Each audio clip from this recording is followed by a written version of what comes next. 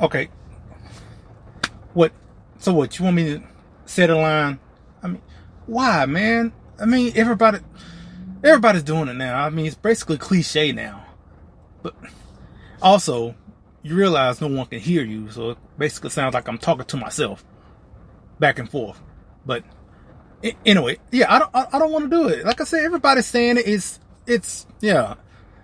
Everybody that's probably going to hear this probably heard it a million times. And what's the point of me saying it? It's not like I have the audio of Benedict Cumberbatch saying the line and all that. So it'd just be me just repeating this same cliche that, I mean, what's the point? Okay, yeah. Look, waste of time. All right, fine, I'll do it. We're in the end game now.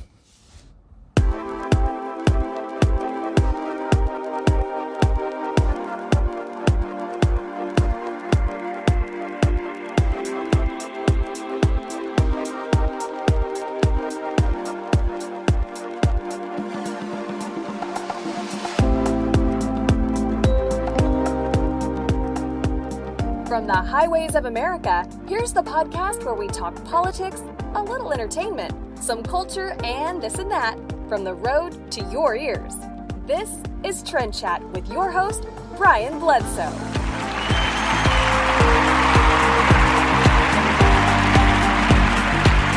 And from the illustrious studios here in Indianapolis, Indiana, this is Trend Chat. I am your host, Brian Bledsoe, and if you want to connect with us, we're on Facebook, Instagram, Twitter, or Snapchat. It's all the same name, at TrendChat247. Also, if you like this, I hope you love it. Share, subscribe. We're available on Google Podcasts, Apple Podcasts, Spotify, iHeartMedia, and other popular podcast outlets.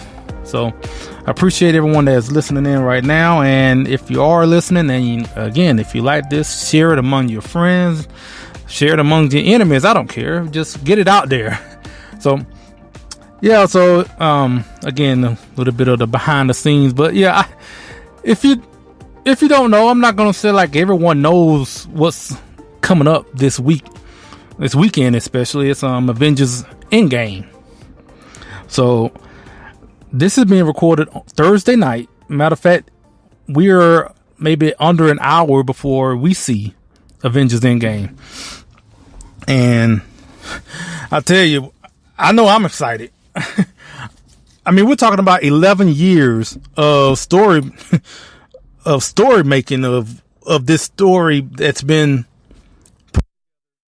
over a course of over 20 movies. And this is the culmination of all that. So for the people that have been invested in all of this, I mean, right now, I think I mentioned in a couple episodes before, there were, the tickets went on sale like almost about 4 weeks ago.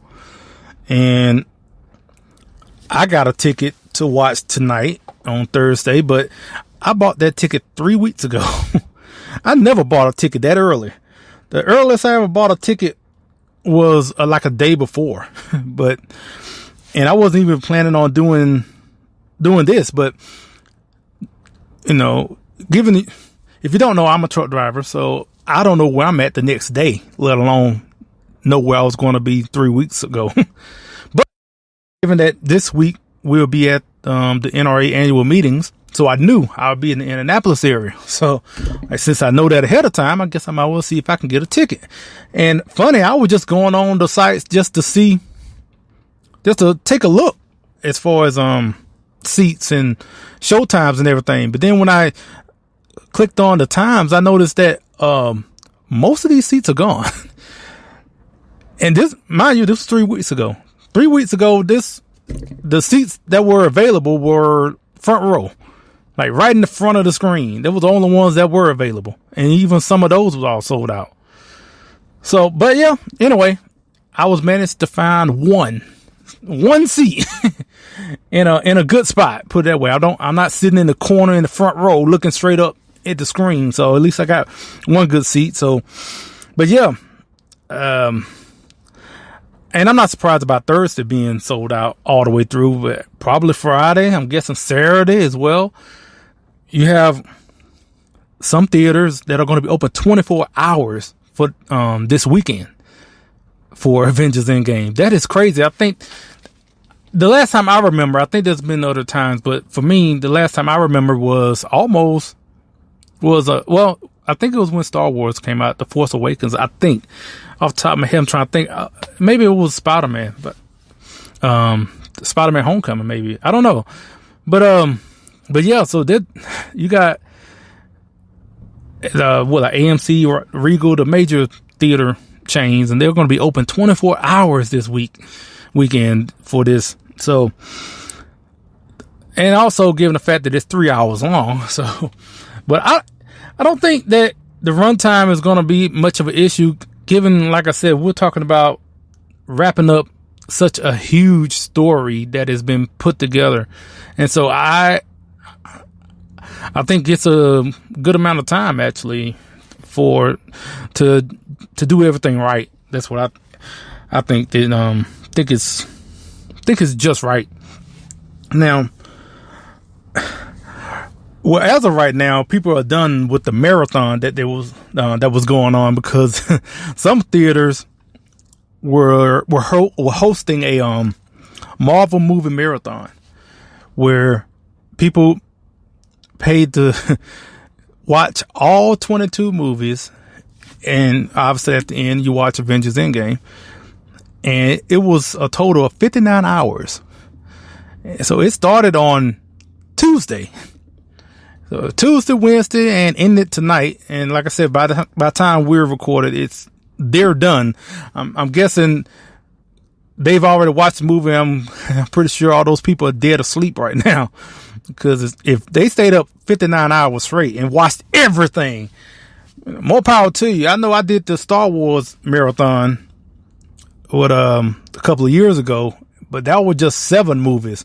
And if they stuck around and saw all 22 movies along with the 3 hour kicker at the end, hey, you're a better person than I am. I can't say I would have done that. I'm pretty sure I wouldn't. Now, I'm saying this at the same time, I'm probably going to do the Star Wars marathon at the end of the year when Episode 9 comes out. I wouldn't be surprised, especially if I know I'm going to be in town, or I know where I'm going to be on the day of when the marathon is going to start. So I don't know. I may do that too.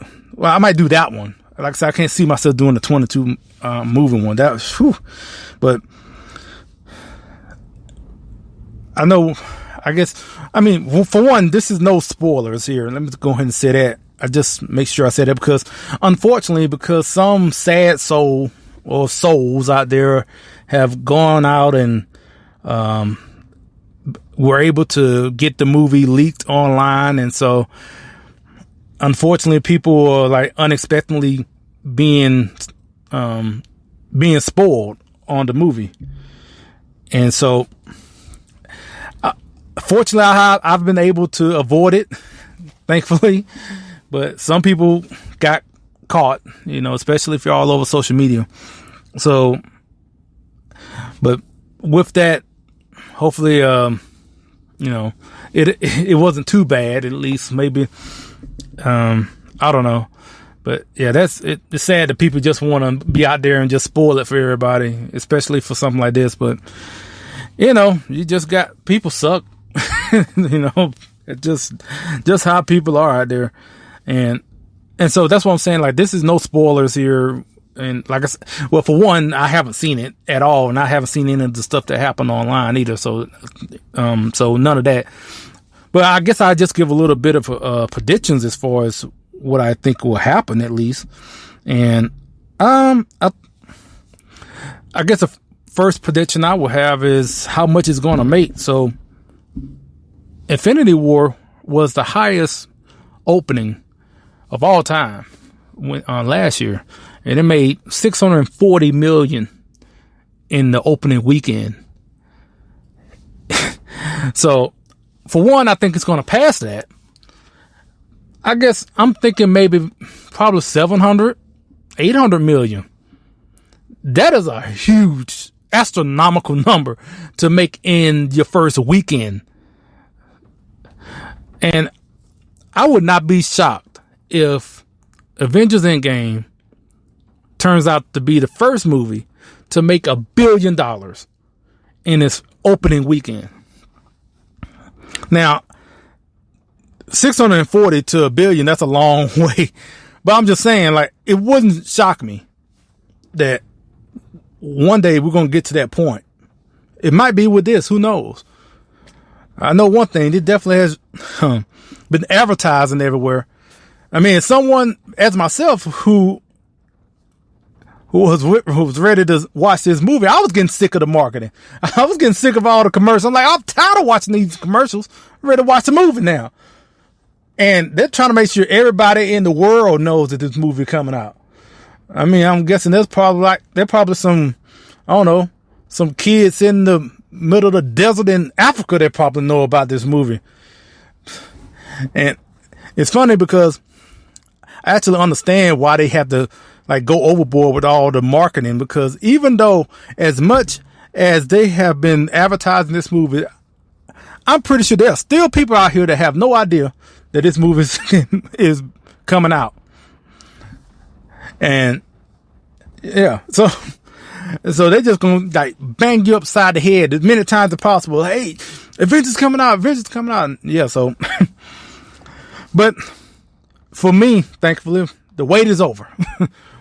About to watch it in less than 30 minutes now. But before we get to that, we're going to, well, I haven't even mentioned who we have on. So we have Justine Murray on, and we're going to talk with her about all the things that she has going on. And trust me, she do a lot. And so you'll hear it in the interview.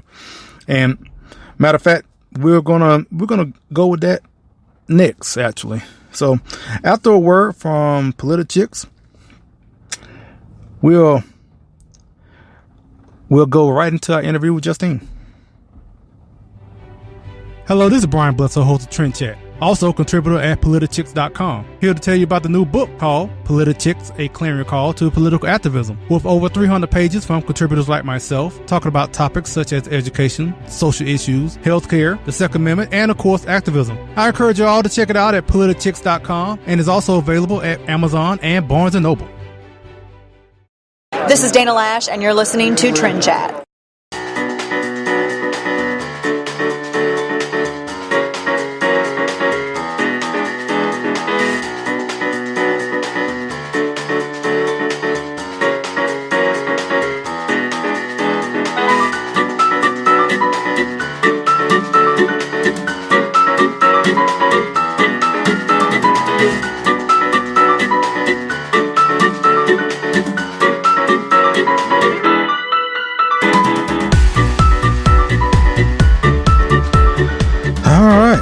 So, we got a chance to speak with Justine Murray a couple of days ago, and one thing that we talked about as far as recently the president signed an executive order to protect free speech on campus, and don't know if you was able to watch that press conference or see any of the pictures from that, but Justine was one of the people who was standing right next to the president while he was signing the executive order. So we asked her about the experience about that and other things. And like I mentioned before, she has plenty of other things going on, which we'll get into. So without further ado, here's our interview with Justine.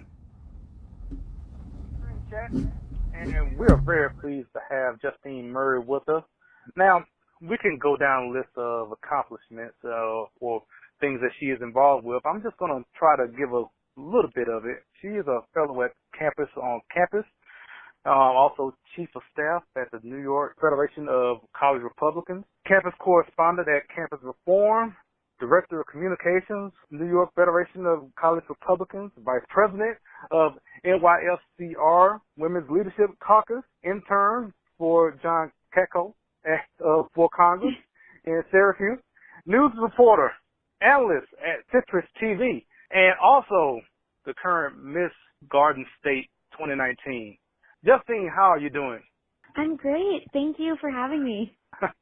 So, I mean, as I mentioned, there are other things as well that I could go down, but I only have 45 minutes, so I just want to get down some of the things that you were involved with. So first off, since you wear so many hats and crowns, apparently, how do you juggle all of that? Yeah, so that's a great question, because I'm a full-time college student as well. So sometimes my parents will, ask me, do you still go to school? And I have to remind them, yes, I do. So it's definitely hard to juggle, but it's worth it. And I just try to find time and organize for everything. Now, from all that I just read, it's apparent you're very involved politically. So I guess first off, what got you interested at first?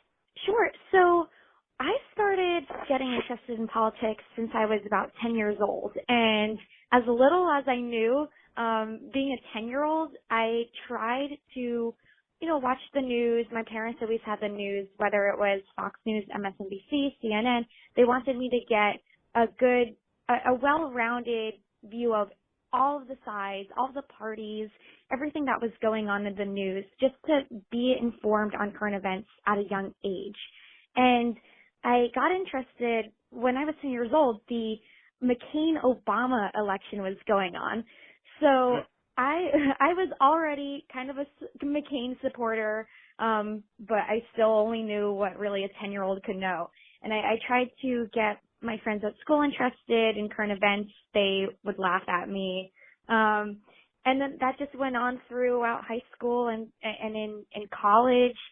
And what really got me interested in politics at college is that I've been finding when you speak a certain political opinion here, you're going to get shut down. College is supposed to be a place where you can think critically. It's supposed to be a birthplace or a launching pad for differing ideas. But unfortunately, it's just not anymore. And I'm interested. I'm here to change that, and I'm here to try to turn that around.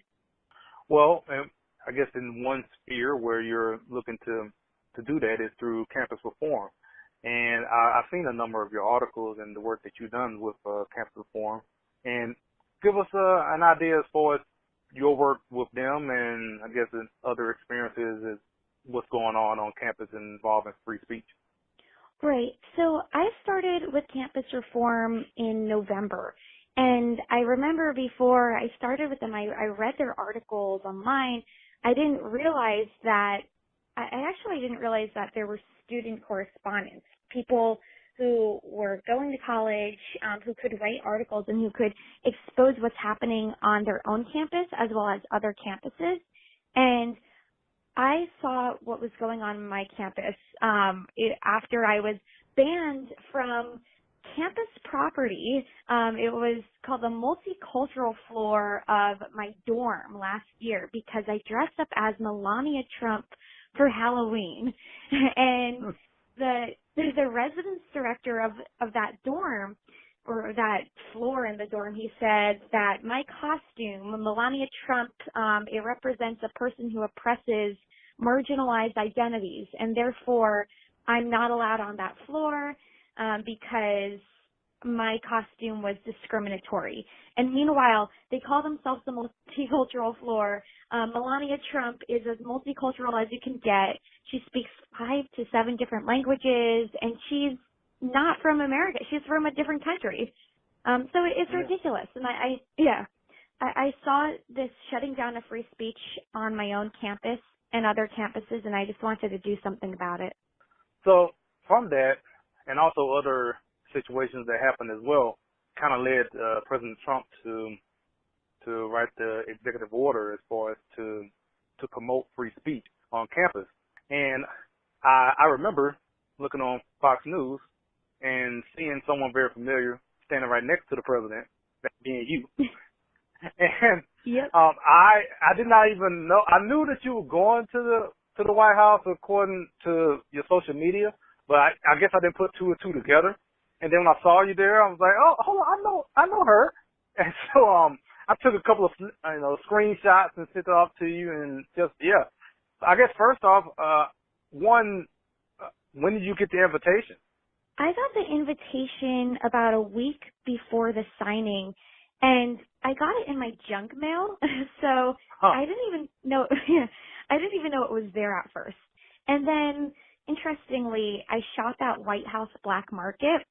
So then, when I looked in my junk mail, I saw, oh, is that like White House black market? You know, one of the emails they sent me. But no, that's another White House. Yeah. And I had it confirmed. My parents didn't believe me. They thought that someone was playing a trick on me. So they actually contacted the White House just to make sure that it was real. And the White House representative said, yep, it was real. And I was so excited. I couldn't believe that I actually got invited to this. And it was just an honor. Now that goes to a lesson to everyone that is listening. Check your junk mail. You never know what's in there.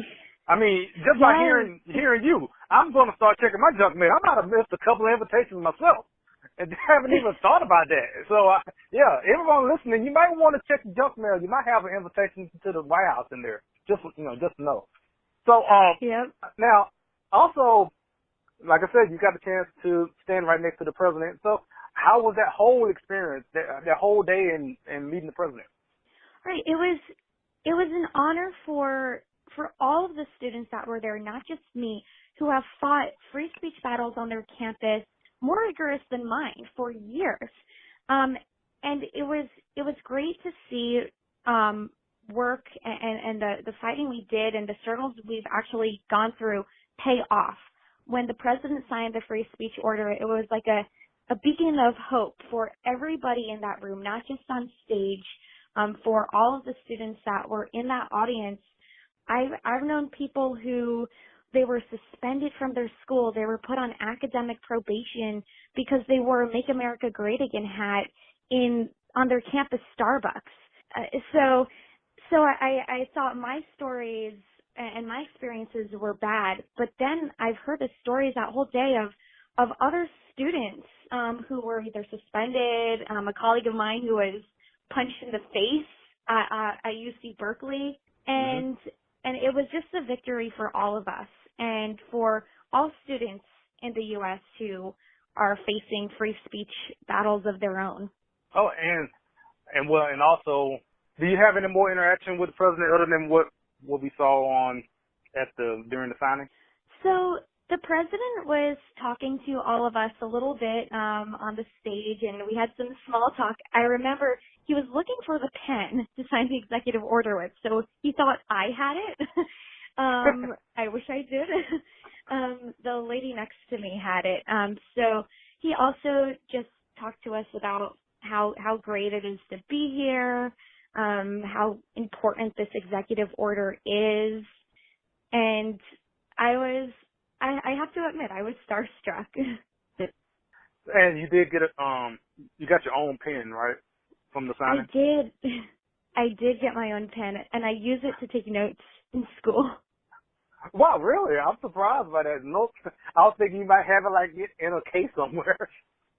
I actually have it in like my makeup bag, mixed with like other pencils, because I like to keep it handy. Well, hey, it's your pen, so hey, use it how you want to use it. Now, True. what's next, and what are you working on with campus reform? So, well, just recently I figured out the same RSO, they call themselves the RSO Review Board at my university. The student review board that rejects or denies campus chapters. That same board that rejected my Young Americans for Freedom chapter on the basis that our recognition of the U.S. Constitution is exclusionary, they just approved of a pro-Palestine chapter, which is hosting something called Israel Apartheid Week next week in the Student Center. Now, that's pretty exclusive itself because they're excluding Jewish students, and they have this idea that Zionism must be defeated. Over 90% of Jewish Americans identify themselves as Zionists. So I find that pretty anti-Semitic of this group. But nope, our student review board at Syracuse just accepted that group. Apparently they're not exclusionary enough to get rejected by them. And I'm pitching a story for Campus Reform, and I like to write that up. So I'm going to this Apartheid Week, and I'm just going to probably take video and see what they have to say and cover it. Now, that kind of connects with your work with camera as well. Now, I mentioned that as one of the things that you were involved with, and so I guess let us know what is camera and what are you doing with them? So Camera, the organization, it promotes accuracy in Middle East reporting. So what this group does is whenever there's a mainstream media outlet promoting anti-Israel falsehoods or just falsehoods in Middle East reporting in general, Camera will write a counter article correcting that. And they have a student program called Camera on Campus where students can become fellows for the organization. And what they'll do is during their year as a fellow, they'll write at least 3 op-eds or articles talking about issues relating to anti-Israel biases, whether it be on college campuses or throughout mainstream media outlets, or if it's just a current events issue related to the Middle East. If people want to know more about you and want to connect with you on social media, where would they go? Sure. So you can find me on Twitter, you can find me on Instagram, and you can find me on my Facebook page. So both my Instagram and my Facebook page is at Justine Brooke Murray, all lowercase, Justine Brookemurray. And my Twitter handle is my first name, capital Justine _Brooke. And the B is capitalized as well. So those are my social media handles. If you want to follow my journey with Campus Reform, Camera on Campus, and the continuous free speech battles that I'm fighting along with other students. Okay. All right. And, well, before we go, there's one other thing I did not mention in all the things that you're doing, but I have to ask. I saw one part saying you're an actor as well. I am. So I've done acting since I was 7 years old, and I still do acting, but since I go to college, it's gotten a little bit harder because a lot of the auditions are in New York City, and I'm up at Syracuse. So that plus I've been working with Campus Reform and doing more political stuff. It's all a balance, and I hope to continue pursuing acting maybe after I graduate. Well, you are doing so much. And I just want to say, we've been connected through social media for a while, and, it was great to finally meet you at CPAC recently. And I just want to say, thank you for all that you're doing. I mean, you are doing a lot, and I just want to say I appreciate everything that you are doing. Yeah, thank you so much for having me, and it was so great meeting you at CPAC as well, and I look forward to speaking to you soon. Hey, this is Benny Johnson. You're listening to Trend Chat with Brian Bledsoe, the best beard in the business. Hello, Trend Chat fans. The Founding Project invites you to experience our latest resource to take civics to citizens, TFP's new website. Visit us at www.thefoundingproject.com. Be a part of the civics movement with The Founding Project. The Founding Project is a 501c3 education nonprofit. Join us today.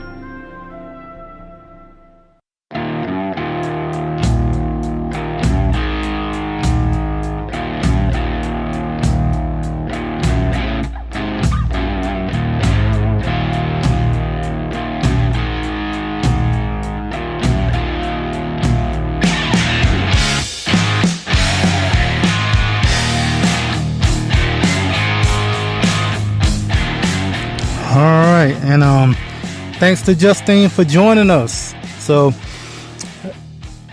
as we're recording this, for us, as far as going to watch Avengers Endgame, we're like 10 minutes. Actually, I am parked right outside the theater. And as soon as we are done here, we're going to upload it, and by the time it actually hits the internet, we'll be probably sitting in the theater. So as far as that goes, as far as Avengers Endgame, we want to know who's going to die, who's not going to die. Maybe nobody dies. Who knows? What's going to happen here on out, and yeah, I can't wait to see it. But also, as I mentioned in the beginning, we are here in Indianapolis, and the 148th annual meetings of the National Rifle Association is going on this weekend, and so we'll be here for all of that. President Trump's supposed to speak, Vice President Pence supposed to speak, among with many others. And as the past couple of years, we'll try to get some interviews, and we'll play all that next week. And so, as far as what to expect, I mean, I normally have a great time meeting everyone, get a chance to talk about our rights, especially our Second Amendment right, and just be around more like-minded people. It just kind of like CPAC, CPAC with a lot more guns. But that being said, I mean, when it comes to Second Amendment, it's not a conservative issue or liberal issue. Well, at least it shouldn't be. This shouldn't be a partisan issue, but it has become one. So much so where I'm pretty sure there are going to be people there protesting. You're going to have your gun control, people out there, basically want to take away our right to bear arms. And I'm pretty sure they'll be out there. They'll be doing their thing or whatever. And hey, that's their right. Just as long as they don't do anything to me or anybody there.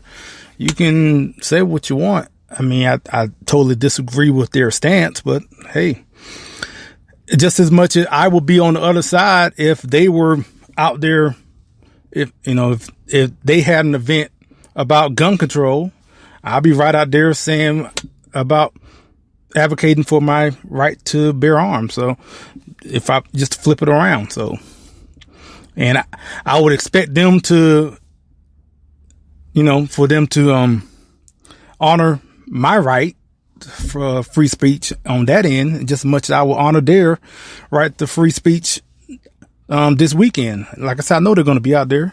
So, but hopefully maybe might have a conversation. Maybe. Or it might just turn out like it always is on social media and just be a whole bunch of people shouting at each other. But anyway, that being said, like I said, we'll be getting some interviews and we'll play all that next week. So, well, we're so close. Matter of fact, I'm ready to get into the theater. So, and like I said, with that, I appreciate everyone listening. I really do. I really hope you're enjoying this, and you will tell your friends, your family, and your foes, your enemies, the person. Yeah, I don't care who you tell, really. We just want to have Trend Chat to grow, and that's what we're looking for. And